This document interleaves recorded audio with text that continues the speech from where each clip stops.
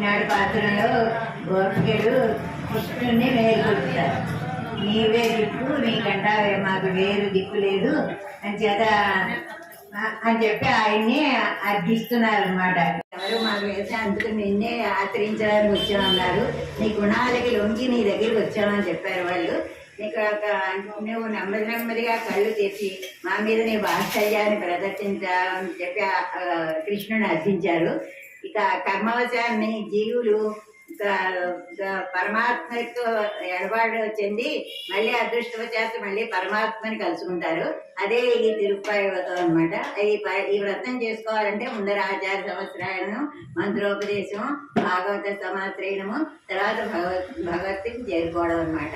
ఇక కృష్ణుడు అనుకుంటాడు, కృష్ణుడు పడుకుని ఉంటాడు. వీళ్ళు ఏం చేస్తారు, నేను వెళ్ళిపోతారో, నేను మాట్లాడకపోతే, లేకపోతే అక్కడ నుంచి నేవే దిక్కంటారో, ఏం చేస్తారో అని చెప్పి అలా పడుకుని ఉంటాడు ఆయన.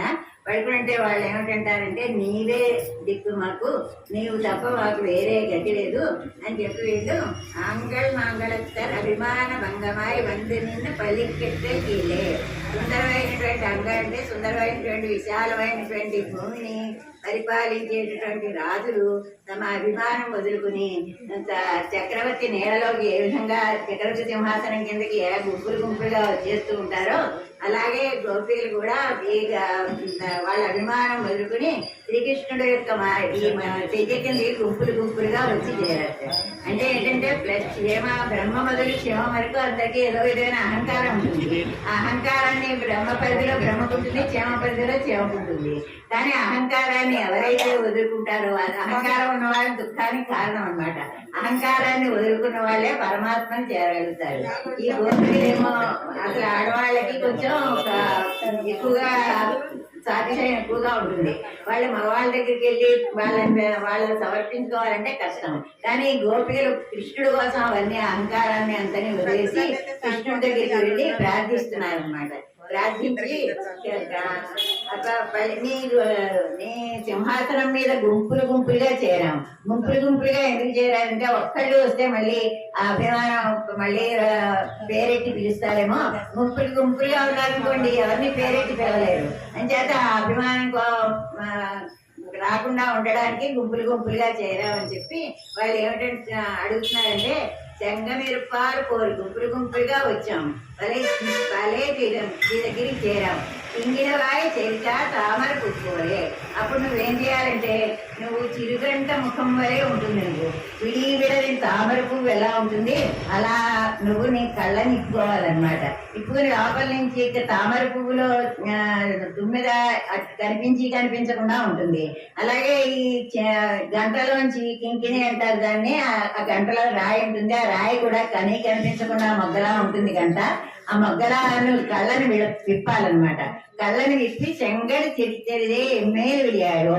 ఆ కళ్ళని పూర్తిగా ఇప్పకుండా సహాయ కళ్ళనిప్పి నీ కళ్ళలోంచి నీ కనుకుంటూ నల్లగా కొంచెం కనిపిస్తూ ఉంటే నువ్వు ఆశ్చర్యంతో నీ ఎర్రనటువంటి చూపుల్ని మా మీద నువ్వు ప్రసరింపచేయాలి. అలా ప్రసరింపచేసేటటువంటి నీ చూపుల యొక్క అందం చూడాలని మా కోరిక. కానీ ఒక్కసారి కళ్ళు తెరిచేయకూడదు. ఒక్కసారి కళ్ళు తెరిస్తే ఏమవుతుంది, ఎండిపోయినటువంటి చేనికి ఒక్కసారి నీరు పెట్టేస్తే అది నాశనం అయిపోయినట్లుగా కొంచెం నువ్వు చూపిని మా మీద వేయాలి. జ్వరం వచ్చి తగ్గిన వాళ్ళకి ఒకసారి అన్నం పెట్టేస్తే వాడికి ఏమవుతుంది, కొంచెం పెట్టాలి. అలాగే నువ్వు నీ చూపు కూడా మా మీద కొంచెం ప్రసరింపజేయాలి. ప్రసరింపజేసి తింగళ్ మాదిత్యన్ నందన్ ఆర్కోవాలి. ఆకాశంలో సూర్యుడు చంద్రుడు ఏ విధంగా ఉదయిస్తారో ఆ విధంగా నీ రెండు కళ్ళని కూడా సూర్యుడు చంద్రుడిలా ఉంచాలి. చంద్రుడైతే చల్లదాన్ని ఇస్తాడు, సూర్యుడైతే వెలుగునిస్తాడు. చంద్రబా మనసో జాత అంటారు. చంద్ర సూర్యుడు ఇద్దరు కూడా ఈ లోకానికి సాక్షులు. అని చేత నీ రెండు కళ్ళు చంద్ర సూర్యుడు లాంటివి.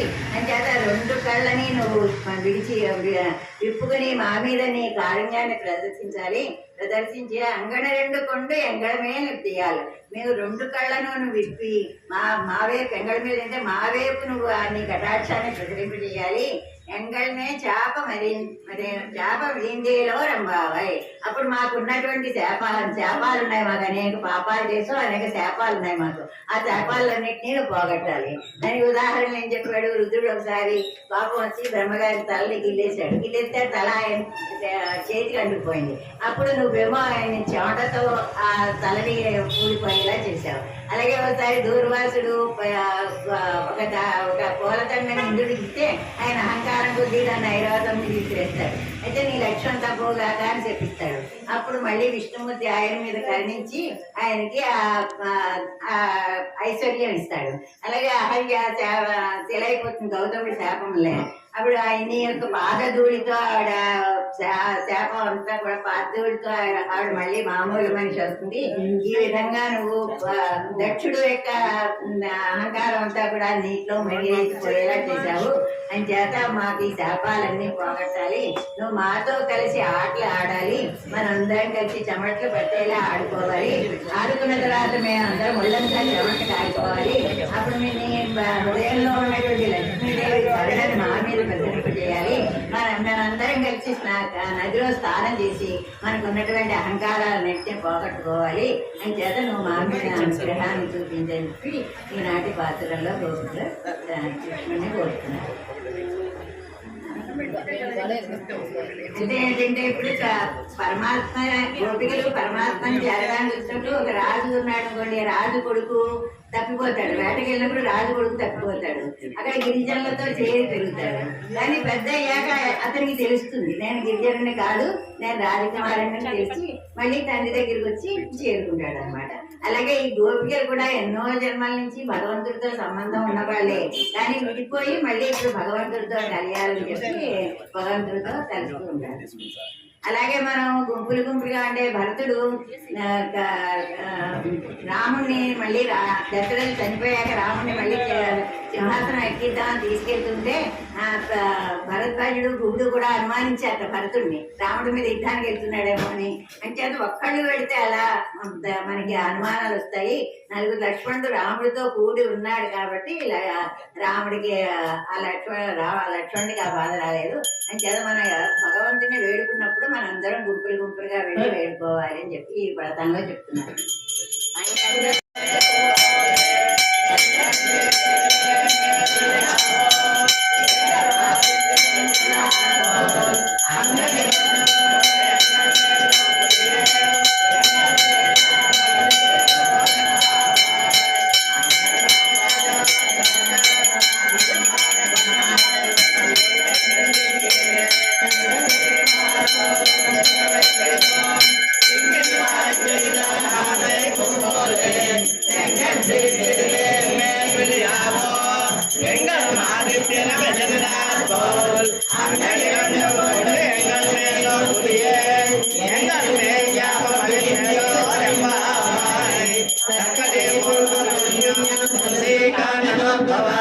पांडे विश्वंभरां गोदां वंदे श्री